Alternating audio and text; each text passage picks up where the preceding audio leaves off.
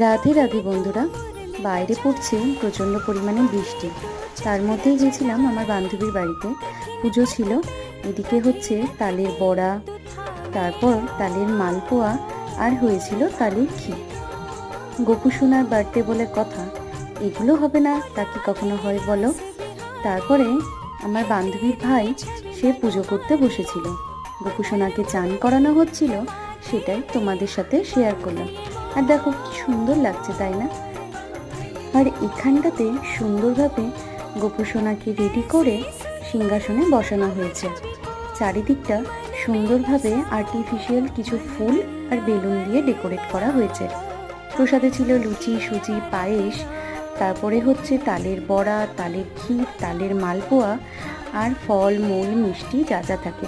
হাতে একটা চকলেটও দিয়ে দেওয়া হয়েছে। টাটা, ভালো থেকো সবাই।